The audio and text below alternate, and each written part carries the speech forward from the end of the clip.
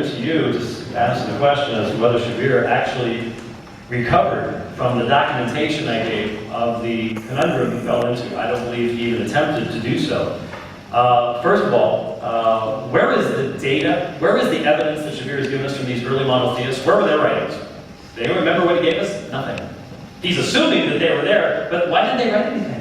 Where are these original disciples of Jesus who did not believe in the deity of Christ? Everyone we've looked at did believe in it. So doesn't that sort of answer the issue of the debate this evening? Did Shabir give us any evidence? No, he did not. By the way, why do you assume that the persecution mentioned by Peter is the Domitian? Why couldn't it be the Neronian, which is the period of time where Peter lived? See, it's all theories. I've actually read the books in the original languages, and I don't come to these texts with some kind of bias against what they originally said and what they originally understood. I did not say, give me a reference if somebody doesn't believe James wrote James. Every little on the planet does that. I said, I want some evidence. Where's the evidence needed? What's internal? What's the manuscript evidence? We've been given no evidence whatsoever that James did not write James, or that Peter did not write Peter.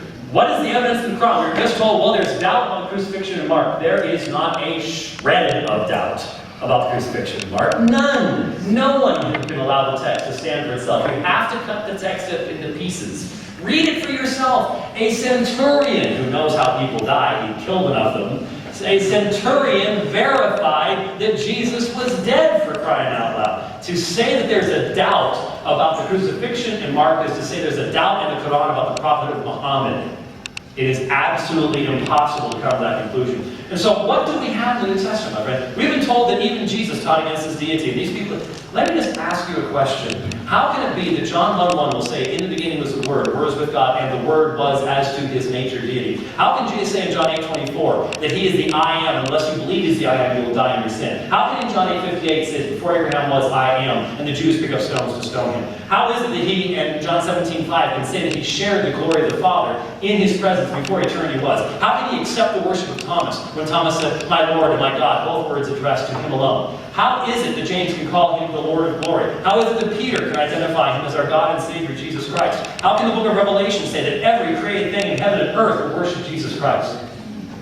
And then you put that together and you discover Paul teaches the same thing. And this whole myth of this great controversy falls flat on its face when you simply allow the text to speak for itself. Because then Paul can come along, and we need to understand that when he says that Jesus Christ is our great God and Savior in Titus 2:13, when he says that he's the creator of all things, whether in heaven and earth, visible or invisible, principalities, powers, dominions, or authorities, all things created by him and for him, he is before all things, in him all things consist or hold together, that is what the early Christians believed. They didn't rebel against that. So when he relayed the Carmen Christi to the people in Philippi, they knew what he was talking about. They believed he eternally existed in the very form of God. That is indeed the testimony of the New Testament. And that is the material that the writer of the Quran did not know. You can say it was a law if you want to. I simply have to ask you the question. If your Quran is denying my faith, why does it never once define my faith accurately?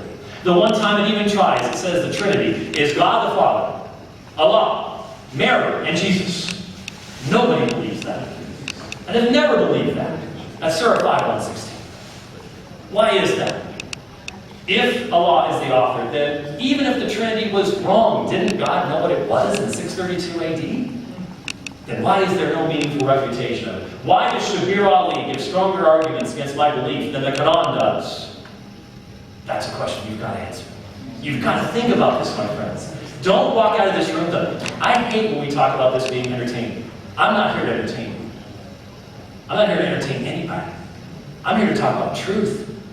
And if you walk out of this room tonight, and you have not thought about these things, if you're a Christian, you didn't listen to Shabir, shame on you. But if you're a Muslim, you're not listening to me, shame on you. We need to listen to what each other says. That's the only way we're going to make advancement. That's the only way that we're going to really grow in understanding. So may I thank all of you for being here this evening, for sticking it out to the end and listening.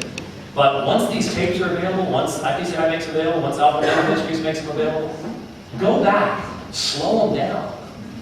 Take notes, listen to them more than once, and find out who has been consistent in their argumentation this evening. Thank you for being here this evening.